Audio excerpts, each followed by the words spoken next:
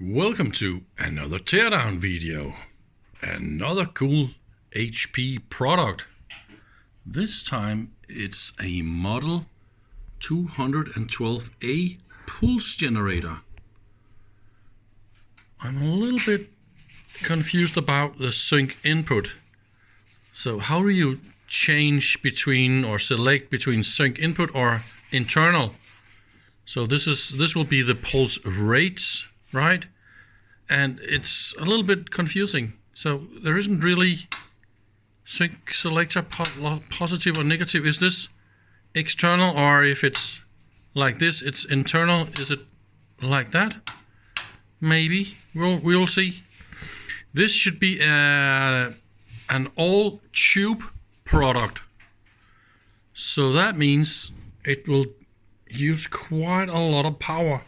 And this one uses a very special mains connector. So we are back to the good old, or should we say bad?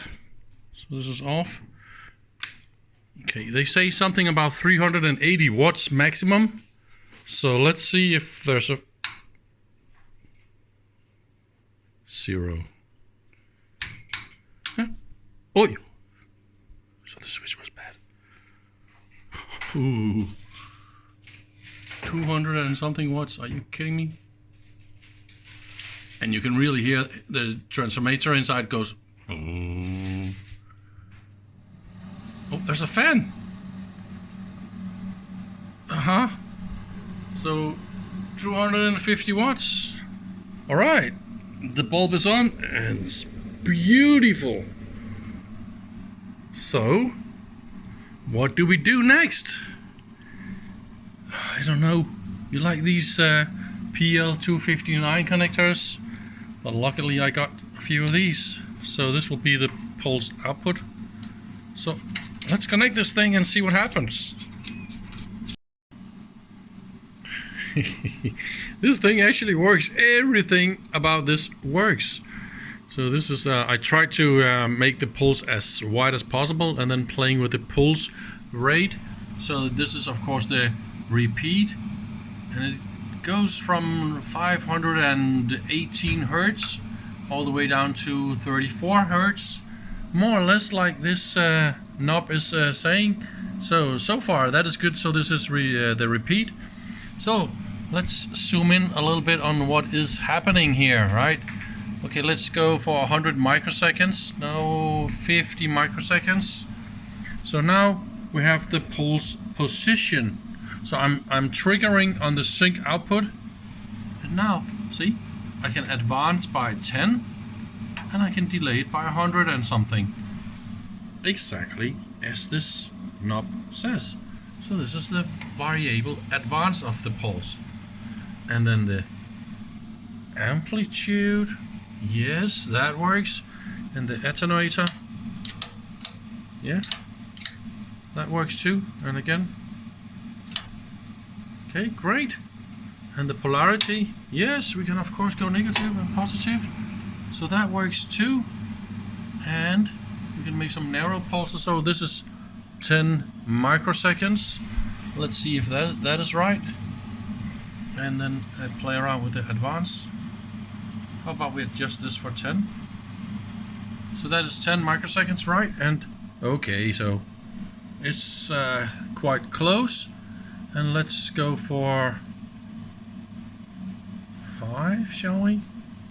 So it's a little bit more. Okay, so how much is this? 0.1. So this should be 100 nanoseconds. Okay, let's have a look. So I got 200 nanoseconds there per division, and so it is a little bit off. Let's see. Ooh. And then it goes away, right? So there is a little bit of... How are you doing here? Alright, there's a little bit of jitter, maybe it's in the pot. Yeah, okay, now it's great. So, but look at the rise time as well. It is really not that bad at all. And so this is the sync Oh, yeah, okay, if I go negative with that, of course, yeah, see, that is negative. So that works too. And positive, let's crank it up. Positive, yes, yes. Yeah, all in all, this fantastic thing works, and it's only a 241 watts of power usage and a nice fan, so you're not gonna fall asleep. Pretty cool. And we are in, like they say. And I was right. This is a full tube construction. Holy cannoli. It was just a million hours of solder, this and that, all over the place. I am a little bit impressed, actually. Can you imagine a production line assembling this with all the bits and pieces, all those wires, and the documentation for the manufacturing? It must be amazing.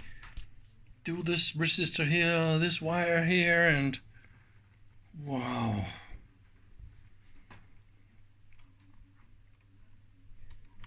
Look at those capacitors with a hole in the middle. That is something. Or it's maybe an inductor or something. And all those, that would be transformators or something like that, because they're called T, right? Got a lot of adjustments, and the attenuator here is really nice.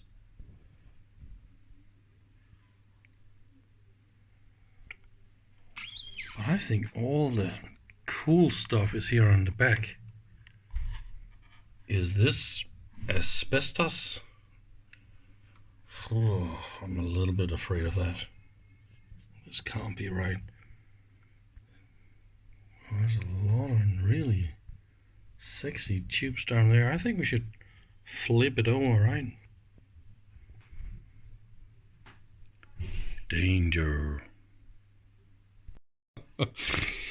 Oh, I'm saying this is so heavy. Look at those two babies. Yeah, not one, but two and three. And it's full of the biggest, I think. Oh yeah, that's a rectifier. Oh, this is loosey. Those are good.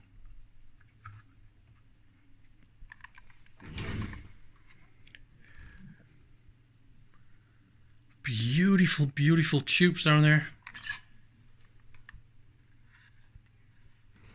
And that will be rectifier tubes. I am still a lot of nervous, quite nervous about those. This white stuff. But it looks a lot like some really sexy tubes. I would love to take one out. But I need to get some gloves, because I don't want to touch this stuff. And I think I want to do this outside as well. 4 microfarad, 1000 volts. Yep, they are not messing around. They mean this. Don't touch anything here, I guess. Let's look at the other side. What we got.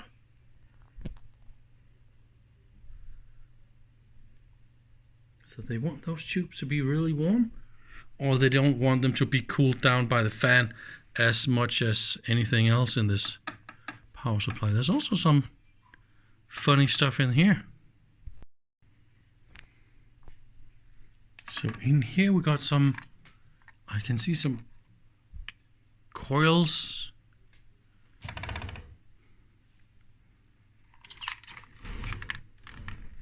Oh, I need to flip it around a little bit more. Now we're here in the bottom part. What exactly? Ooh, ew. This is packed into something gross. So this part is whatever that is, and isolated as standing up. Ooh, what is this thing? But why would you do that? Look at that. Let me take this screwdriver here and point. So this is the wire to ground, to chassis, and this wire goes up to this one that goes around this funny thing. And why is it then isolated from the chassis here? That is a little bit unnecessary, isn't it? And here we go again.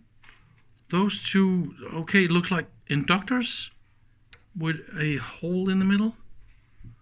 And they're called fast something. And there's also a big round. Oh, this is like another, this is alien technology because what is this? Yep, you're right. I shouldn't touch anything. That is right. Wow, look at that. Inductor with all the sections. That is really great. And what is that? Selenium rectifier. All of them in series. Ooh, this is the high voltage bad boy. And some more transformators and more capacitors. It's really packed with stuff and coax cables and really good thick. It's, I must say, I'm quite impressed about all the stuff that you find in here, and it must have taken 1,000,000 hours to assemble. Wow, isn't it just nice? So this is just one wire coming into this. I need to look a little bit more. Maybe there will be more wires coming out of this funny thing. But at least we got one here. Yes, found it. There's another wire here.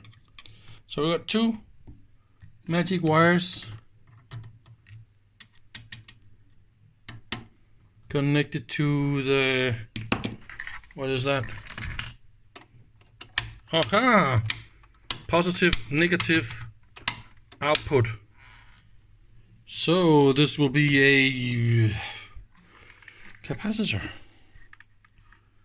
right? Maybe it's a capacitor for very high voltage, because all this output stuff is connected to some really nasty voltages, right?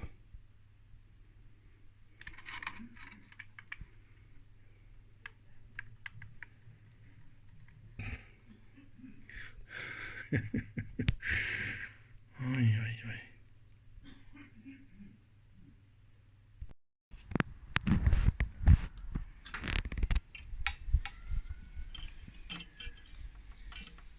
Ah, that unlocking. I really don't want to touch this. Okay, here. So this is unlocked. Let's grab this asbestos or what the heck it is and see if we can. Yes, we're out. Wow, look at that. Let's see if we can. I don't know. Can I get this out? Yes, I can. I really don't want to touch this. What can this be made of, right? Ooh, look at that. That is one beautiful. It's called HP45B. Wow. What a beautiful tube. There's even a little screw in there. Alright. So I was contacted by a friend who wanted this unit for all the tubes, and he's gonna get all the tubes. So either way, I might as well just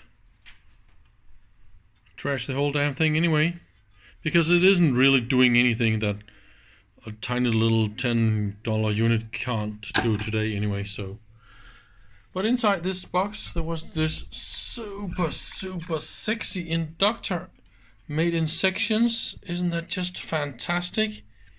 And on the other side, ooh, the most wild capacitors. Look at that. 5,000 volts and working voltage and all sorts of really nice things. Fantastic capacitors here on the other side. And also what I found out, see here, got all the tubes. Really a nice collection. Remember those from earlier in the video? Yep, those are inductors. Some really cute ones. And that was the selenium rectifier. I'm gonna keep that one for my collection. This one, remember, I still don't know what that is. It's using those two. I've never seen anything like this before. Remember this one? That is the most, I don't know, it's sticky, but it reads something here on the side. Maybe I can get a picture of that. I think it reads 8 microfarads, 500 volts, or something like that. But that is some capacitor. I really want to open this and let's have a look. Here we go. It is a, I think, more or less homemade capacitor. Look at all the windings and stuff, and it is in wax. That's really gross to touch, and now I got super sticky fingers. That looks like insane. And just to let you know, those big color-coded components, those are capacitors. So it reads 220 nanofarad, 100 and something nanofarad, and the same 220. But they read a little bit plus 20% too much. So that's great. Now let's measure this one and figure out what that is. Alright, so all this is 175 ohms. Nothing more than a power resistor. And this is the selenium rectifier. Let's get this off. And I cut the wires between them, so because they are connected in series. So this is isolated.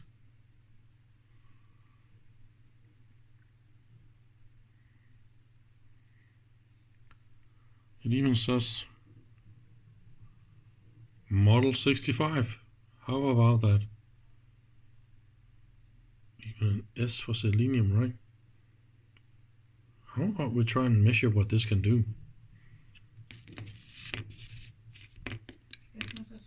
All of the selenium diodes works, 1.8 volts forward.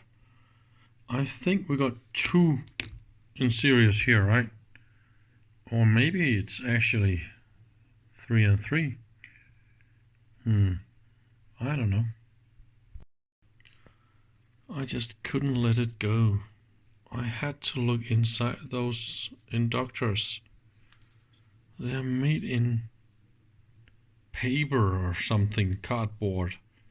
A really nice inductor indeed. But when I moved it, there's a funny sound inside those. So I had to open one, and what do you know? Look at that. This is made in sections for very high self-resonance. So the capacity in this is really low. Isn't it just amazing how long they went with everything? They have been so much ahead of their time in all the details of all the components. They just keep impressed. Yeah, that is what I wanted to add.